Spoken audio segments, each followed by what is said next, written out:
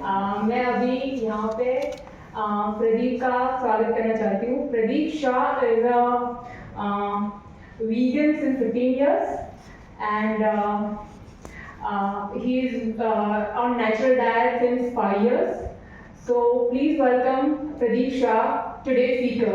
Sir, please come.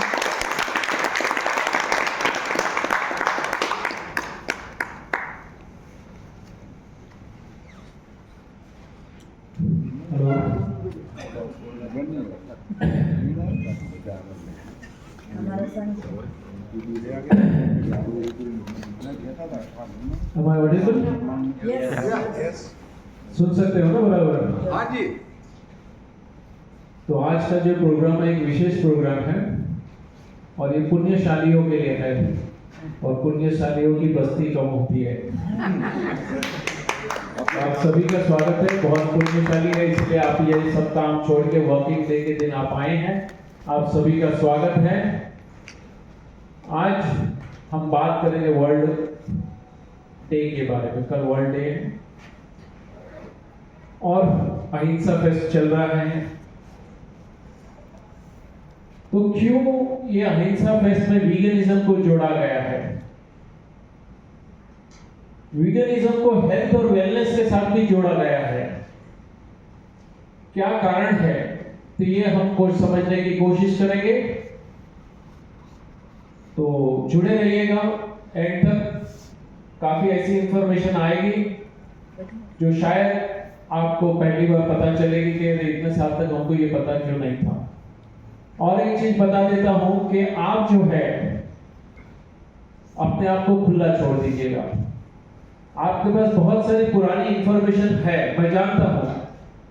हर किसी के पास कोई ना कोई इंफॉर्मेशन है जिसके सहारे वो चलता है। इंफॉर्मेशन जो है हमारी डे टू डे लाइफ से आती है, हमारे प्रोफेशन से आती है, हमारे समाज की व्यवस्था से आती है, हमारी परंपरा से आती है। मॉडर्न साइंस भी कुछ इंफॉर्मेशन देता है, हमारे शास्त्र भी कुछ इंफॉर्मेशन दे रहे हैं और हमें इन पे श्रद्धा है, विश्वास है। लेकिन आज पोजीशन क्या है हमारी? और आज का ये प्रोग्राम आयोजित किया गया है आपको ये बताने के लिए कि आज के मॉडर्न जमाने में जब साइंस ने इतना बड़ा प्रोग्रेस किया है,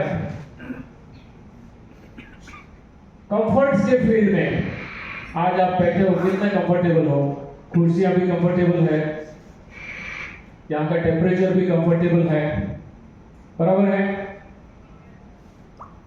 और जितने भी कंफर्ट्स आप बोलेंगे उतने कम है। लिफ्ट है, गाड़ियां है, हर कंफर्ट आपके पास है या नहीं? है। कम्युनिकेशन की क्या बात करें? आज से 40-50 साल पहले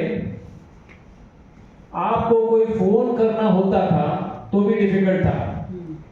ट्रंक कॉल भी नहीं लगते थे, एसटीडी कॉल थे, ट्रंक कॉल थे, उससे पहले टेलीग्राम था। और आज के जमाने में क्या हो गया? आपके पास एक ऐसा औजार है कि आप पूरे विश्व के साथ कनेक्ट हो सकते हैं। सबके पास है? कितनों के पास दो भी होंगे, है ना? हार्ट नहीं चलेगा तो चलेगा, लेकिन ये चलना चाहिए। तो आज ये पोजीशन हमारी हो चुकी है। तो कम्युनिकेशन की फील्ड में, कंफर्ट्स की फील्ड में काफी कुछ काम हो चुका है। यहाँ से अमेरिका जाके आना कोई बड़ी बात नहीं। आज की तारीख में कोई पूछता भी नहीं। पहले तो एक गांव से दूसरे गांव में जाएगा तो आते थे, एक शहर से दूसरे गांव वाले छोड़ने को आते थे नाके तक। मुझे याद है मैं जब गांव से बंबई आता था या बंबई से गांव जाता था, हर कोई मुझे स्टेशन तक छोड़ने को आता था। आज तो अमेरिका गया, ठीक है, बाय बाय, सी यू, आ रहा है, ओके, ठीक है, क्या, वेलकम बैक। सो ऐसा कुछ भी नहीं। तो बहुत कुछ दिया है।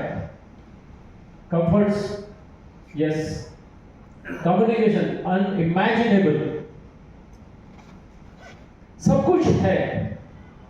तो क्या खोया क्या हमने? इंटरैक्टिव रख सकते हैं, मींस यू कैन स्पीक। मैं अकेला मोनो नहीं रखूंगा। तो खोया क्या है? मींस क्या बाकी क्या है? मैं खोया की बात नहीं है, क्या और क्या पाना चाहिए? Peace of mind, something, peace of mind, nature को पाके करोगे क्या अल्टीमेटली? Health. हाँ, तो बात है एब्सोल्यूट, आपको क्वांटिफाई हेल्थ चाहिए, बराबर है। और क्या चाहिए? Abhay. हाँ, Abhay. अभय, वेरी गुड वेरी गुड, तालियां बजाइए इनके लिए।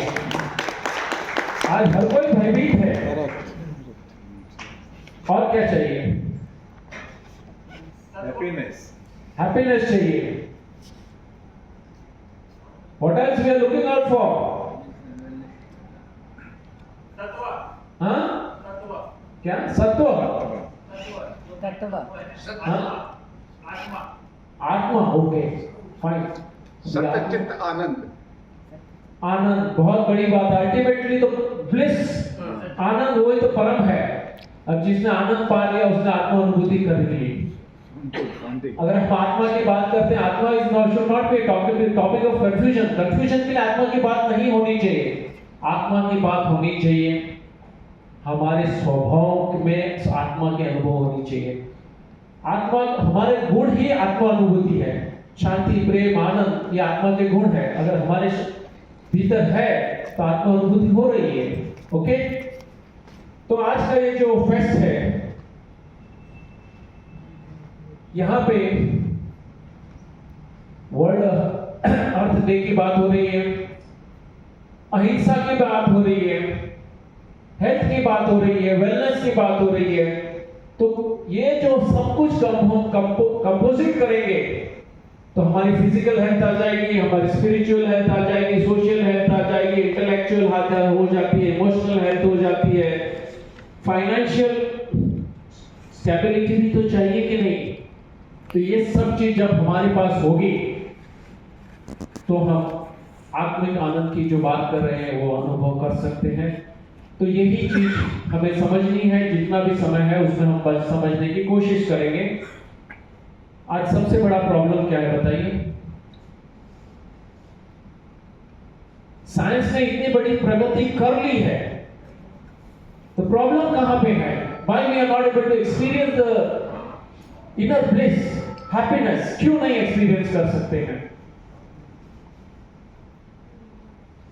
आरोग्य वही लाभों, सबसे बड़ा सुख निरोगी काया. निरोगी काया, बराबर है। तो यहां पे हर कोई बीमार है। तो साइंस ने इतनी बड़ी प्रगति की, तो मेडिकल साइंस ने भी तो प्रगति की है कि नहीं? I believe there are some doctors, अगर मैं कुछ ऐसा बोल दूं तो प्लीज एक्सक्यूज मी। और कितने डॉक्टर्स हैं यहाँ पे? मेडिकल फील्ड से कितने हैं? आए हैं तो पहले उनके लिए तालियां बजानी चाहिए।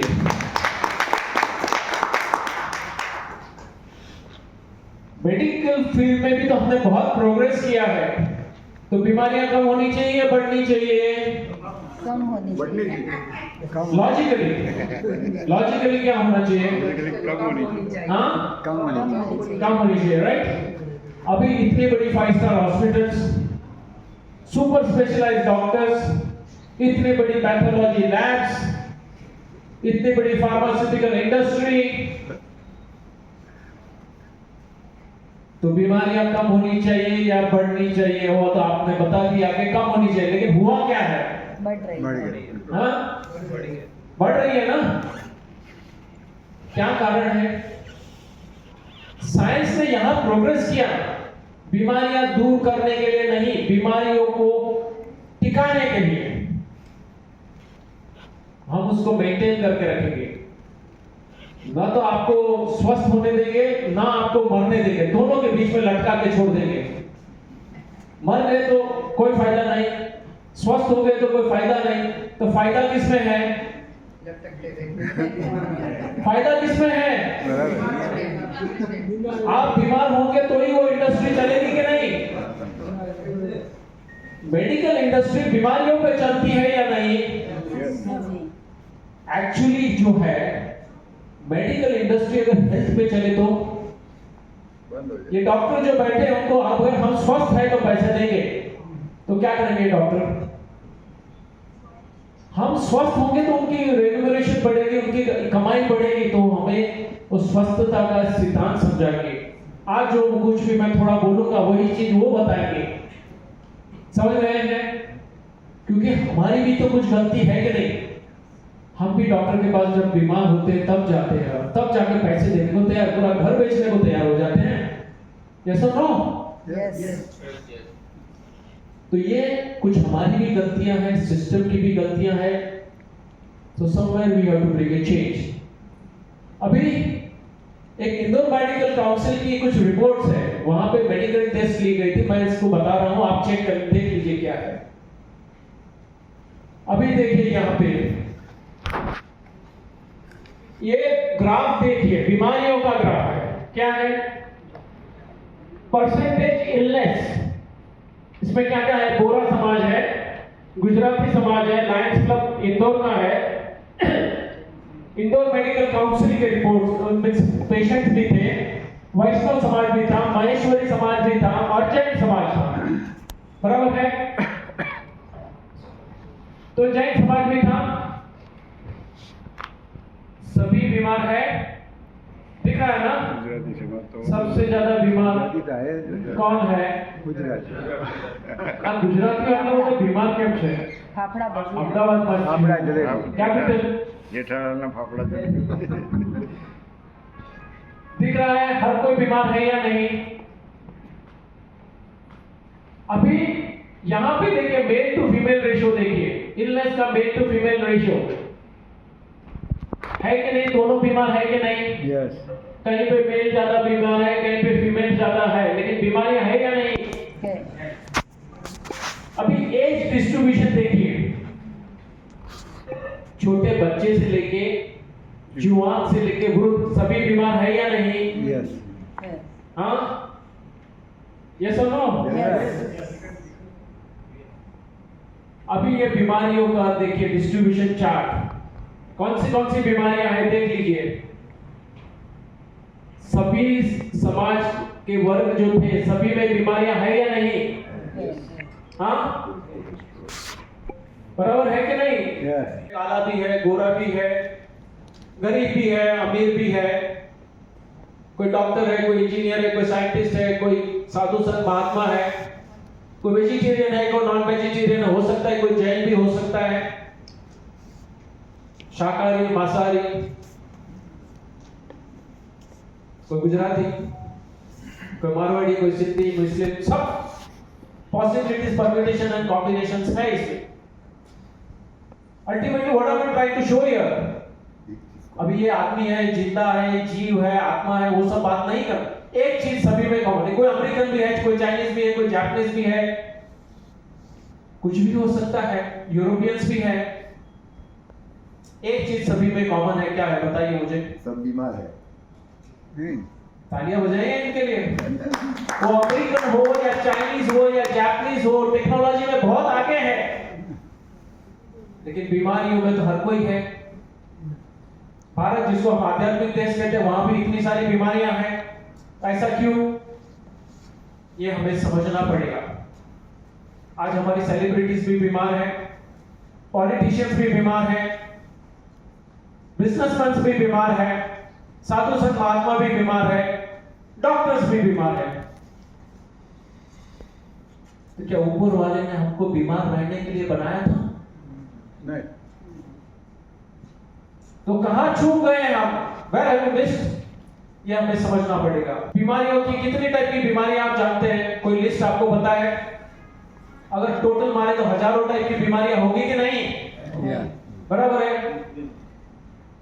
बीमारियों के कारण कितने होने चाहिए? हजारों बीमारियां, तो हजारों कारण होने चाहिए कि नहीं? हाँ, yes.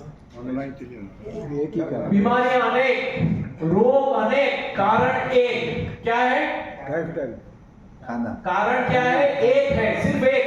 Food food accumulation of toxin within our body, शरीर में एकत्रित हुआ मल।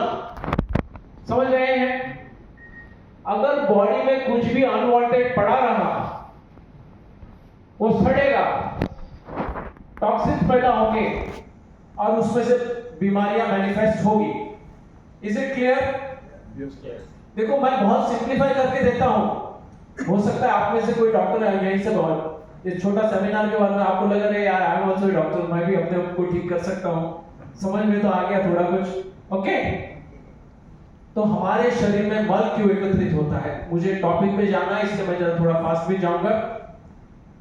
देखिए कुछ कारण हैं।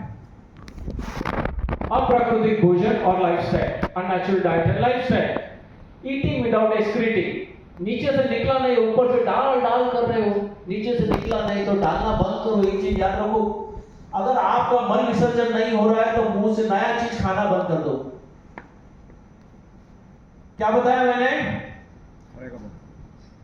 आपका नीचे से मल विसर्जन होना चाहिए, फिर ही नया लेना चाहिए, तब तक मत लो। बहुत बड़ा चमत्कार हो जाएगा। यहां तो नीचे से निकलता नहीं, ऊपर खा रहे, अभी गले से बाहर निकलने की नौबत आ गई, तब तक छोड़ते नहीं हो। ओके, ओवर ईटिंग की तो है। अगर कोई पार्टी में गए, मुफ्त में है, शादी की पार्टी है, छोड़ते हैं क्या? उधर 56 स्टॉल है तो 56 स्टॉल का पूरा वसूल करेंगे कि नहीं? 5 टाइप के आइसक्रीम भी पूरा खाएंगे, उस पर कोई वड़ा पाव भी खाएंगे, पाव भाजी भी खाएंगे, पता नहीं क्या क्या कॉम्बिनेशन खाते हो।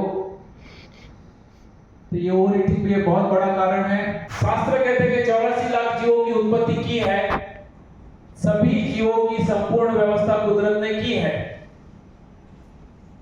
एक मच्छी पानी में पैदा होती है, पानी में हवा लेती है, पानी में ही खाना खाती है, पानी में ही उसकी वंश वृद्धि करती है, पानी में ही उसका बचाव करती है, पानी में उसका अंत होता है।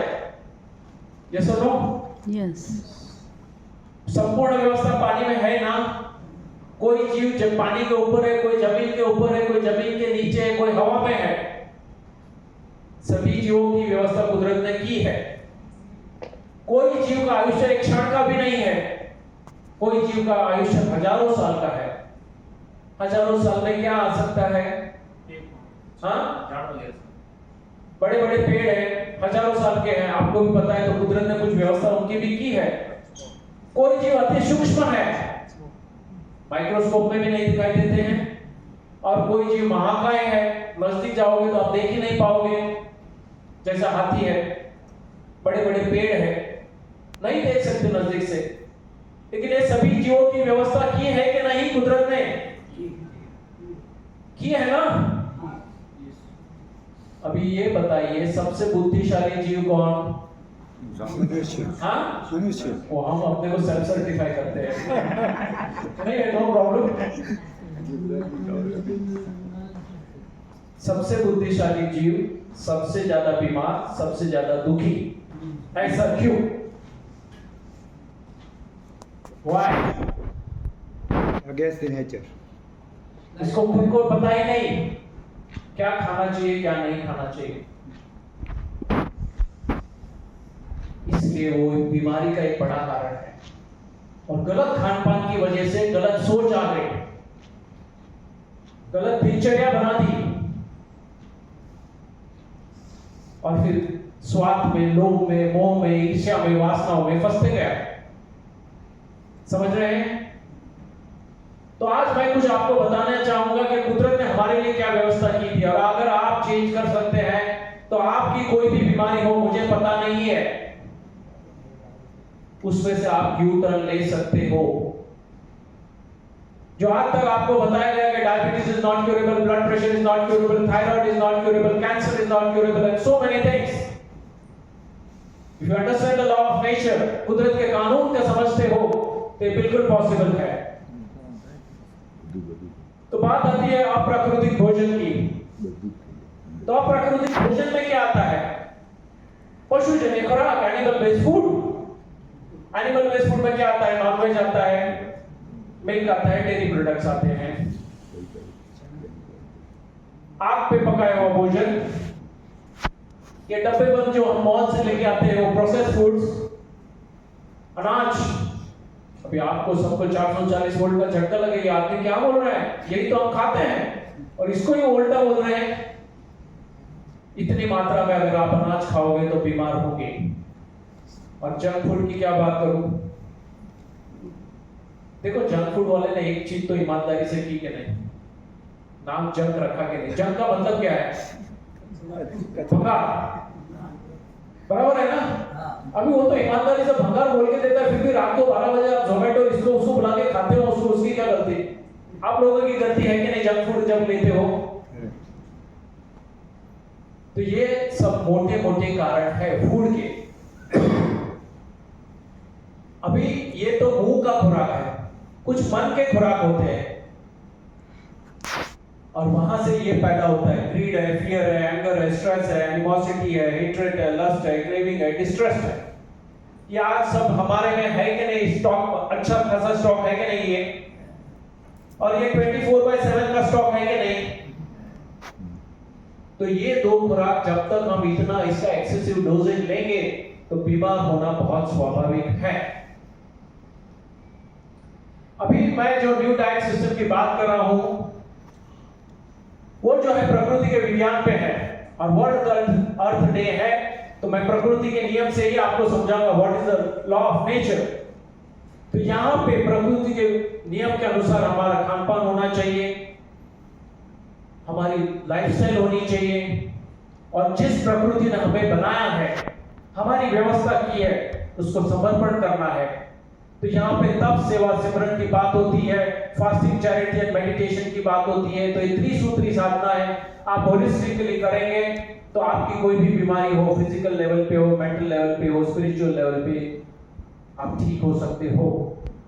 नोटिसेबल रिमार्केबल चेंजेस आप अनुभव कर सकते हो।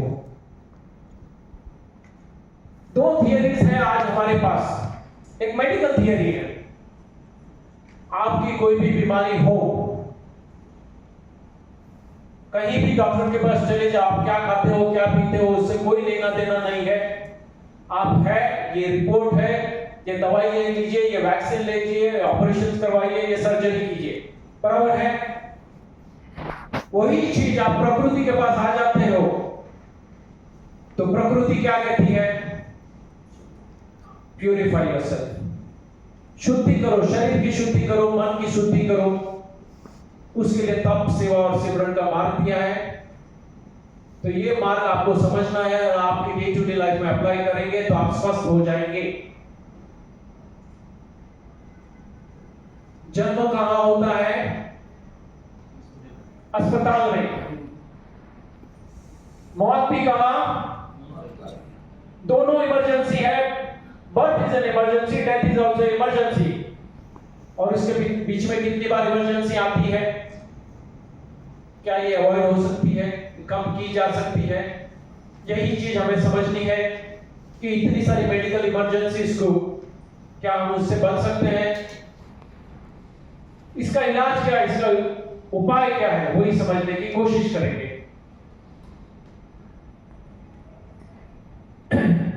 एक चीज बहुत क्लियर समझ लीजिए, कुदरत ने संपूर्ण व्यवस्था की है स्वस्थ जन्म की, स्वस्थ जीवन की और स्वस्थ मुक्ति की। संपूर्ण व्यवस्था है, समाधि मृत्यु की भी पॉसिबल है। हेल्थी एग्जिट किसी ने सुनी है? समाधि मृत्यु किसी ने सुना है? देखा है? हर कोई अस्पताल में जाके बीमारी में बेहोशी से जाता है। ऐसा क्यों? ये हमें समझना पड़ेगा। तो इसके लिए करना क्या है? कुदरत के कानून को समझना है, उसको डे टू डे लाइफ में अप्लाई करना है और आप खुद देखेंगे कि आपने जो नहीं सोचा है वो चमत्कार आपके साथ हो सकते हैं। तो इसके लिए करना क्या है? दो तरीके हैं। कुदरत का कानून समझ लीजिए, सही विज्ञान समझ लीजिए। मॉडर्न साइंस में भी ये सच अवेलेबल है, या तो हमारे स्क्रिप्चर का सही अर्थघटन कर लीजिए। तो कुदरत के कानून समझने बहुत आसान है क्योंकि आप खुद एक्सपीरियंस करोगे, यू आर द विटनेस, तो आप ज्यादा इजीली समझ सकते हो। तो ये आपको करना है। ये स्लाइड जरा बहुत ध्यान से देखिएगा, बहुत ही इंपॉर्टेंट स्लाइड है। इको, जैसे मैंने पहले भी बताया था, कुदरत ने 84 लाख जीवों की उत्पत्ति की है। सभी जीवों को समान अधिकार दिए थे।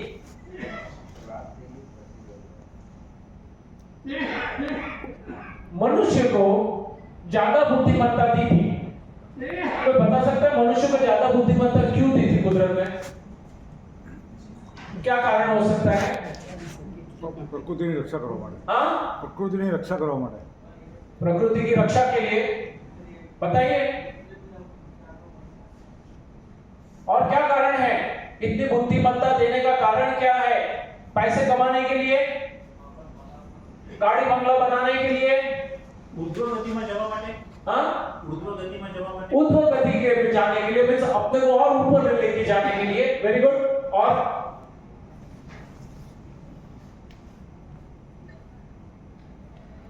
देखिए मेरे पास समय की मर्यादा है, मैं आपको बता देता हूं। आनंद और सुख के लिए उसको अपने समीप लाने के लिए आप आपकी बुद्धिमत्ता का सदुपयोग करो और कुछ ऐसे कर्म करो कि आप मेरे समीप आ जाओ। यू एक्सपीरियंस मी, अपने भीतर में उसका अनुभव करो। उसके लिए बुद्धिमत्ता दी थी। ये जो आत्मा अनुभूति की बात कर रहे हैं वही थी कि आप आपकी बुद्धिमत्ता का सदुपयोग करो और आपके अंदर जो आत्मा अनुभूति है उसको अनुभव करो, परमात्मा अनुभूति करो, उसके लिए दी थी। और हमने क्या किया?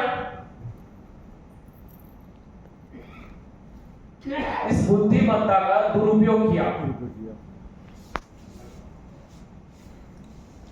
कुदरत ने यह भी सोचा था कि 84 लाख जीव है, अगर कोई जीव तकलीफ में आ गया तो उसको तकलीफ में मदद करो, उसका बचाव करो और उसको छोड़ दो, उसको स्वतंत्र रखो। और आज मनुष्य ने क्या किया? वो ये सोचने लगा कि मैं तो ये पूरी प्रकृति का मालिक हूं, मैं तो पूरी पृथ्वी का मालिक हूं, ये जितने भी जीव है वो मेरे लिए बने हैं, मैं चाहूं तब उसको मार सकता हूं, उसको खा सकता हूं, उसमें से दवाइयां बना सकता हूं, उसमें मेरी कमाई हो सकती है, मेरा एंटरटेनमेंट हो सकता है, मैं जो चाहूं वो करूं। मैं चाहूं तो इनकी बस्ती बढ़ा दूं, मैं चाहूं तो इनकी बस्ती खत्म कर दूं या कम कर दूं। वही चीज आदमी ने की है। कितने जीवों की आज लुप्त हो गए? मेरे हिसाब से रोज के हजारों जीव लुप्त हो रहे हैं। 84 लाख जीव है, इसमें से काफी जीव नष्ट हो रहे हैं और उसका कारण एक ही है। क्या? वो सर्वाइव नहीं कर पाते हैं और उसका एक ही कारण है, मनुष्य की स्वार्थ, लोभ, लालसा। वो कुछ भी करने को तैयार है, प्रकृति के हर एक नियम तोड़ने को तैयार है और वो पैसा कमाने के लिए जो पैसा उसके साथ में जा नहीं सकता है।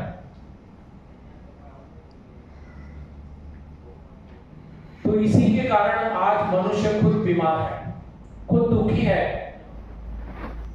और by 2050 human survival will become a big problem. अगर इसी रफ्तार से हम गए, समुद्र में मछलियां नहीं होगी, जमीन में सूक्ष्म जीव नहीं होंगे, चलते फिरते रोंगते हुए जीव नहीं होंगे, आसमान में पक्षियों नहीं होंगे, तो आप बच पाओगे? Can you survive? हाँ। सो इकोलॉजिकल बैलेंस हमें रखना ही है। हर जीव का एक रोल है, हमें पता नहीं चलता है। अरे वायरस का भी एक रोल है, बैक्टीरिया का भी एक रोल है। हम तो सीधा मारने पे उतर आते हैं।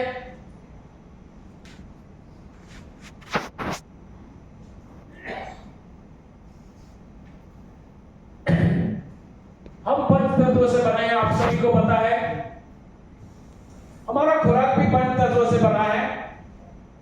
यस, आवाज आ रही है ना? Yes yes. और हम पंच तत्वों में विलीन हो जाएंगे, ये भी हमें पता है, बराबर है।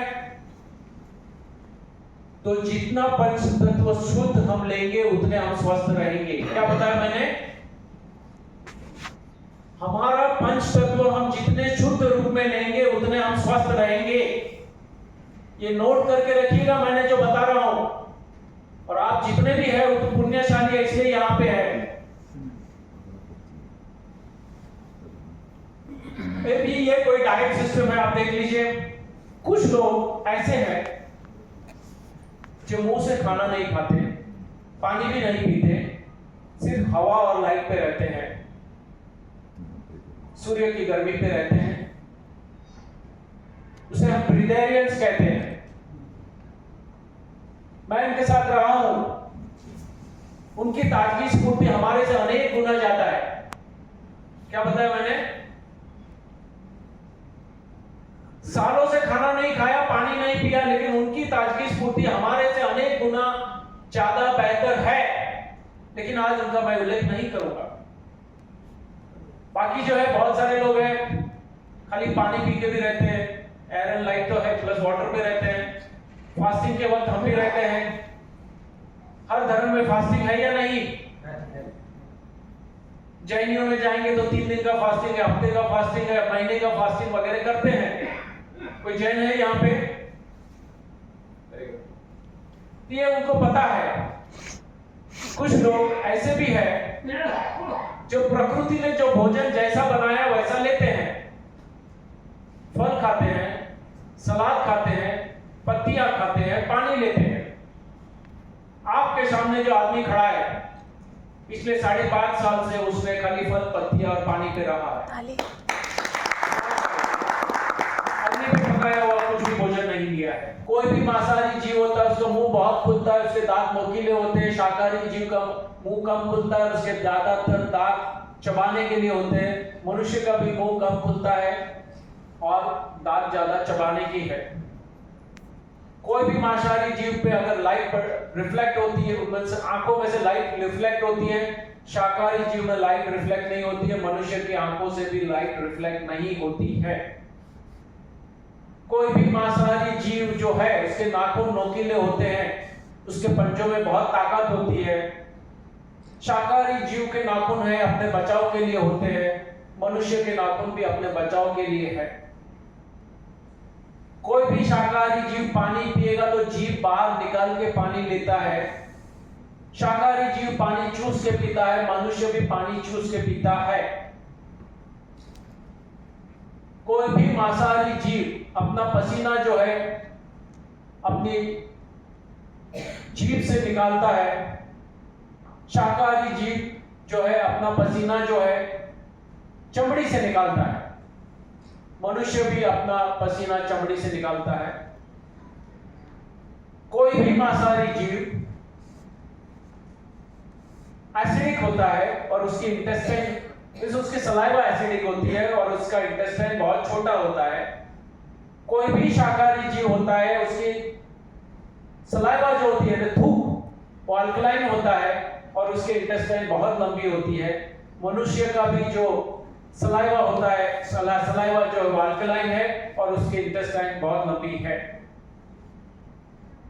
कोई भी मांसाहारी जीव में कुदरत ने उतनी ताकत दी है कि वो अपने शिकार के पीछे दौड़े, उसको गिराए, उसको मारे, उसको फाड़े और खाए। कोई भी शाकाहारी जीव को अपने खुराक के लिए दौड़ना नहीं है, उसको गिराना नहीं है, उसको मारना नहीं है। वो बड़ी शांति से वहां जा सकता है, उसको चाहिए उतना चबा चबा के ले सकता है। मनुष्य अगर अपने ओरिजिनल खुराक पे जाए तो वो भी अपनी बड़ी आसानी से, बड़े प्यार से, बड़े प्रेम से जा सकता है। वो फल तोड़ सकता है, बड़े प्यार से खा सकता है। अभी एक छोटी सी वीडियो है, आप देखिए मांसाहारी जीव को कुदरत ने कितनी ताकत दी है। ये देखिए उसके ताकत, चीते की ताकत देखिए। पूरा प्राणी जो है, हिरण जो है, उसको उठा के झाड़ पे चढ़ रहा है और उतना ऊपर जाने के बाद उसको झाड़ के पूरा लिटा देता है। इतनी ताकत है उसमें, करीब करीब अपने वजन के जितना। ये देखिए उन्होंने उसका वर्टिकल क्लाइंबिंग किया है, वर्टिकल क्लाइंबिंग, और वो भी काफी बड़ा वेट लेके। कुदरत ने उसको ताकत दी, वो पंजों के जोर पे पकड़ के ऊपर चढ़ गया।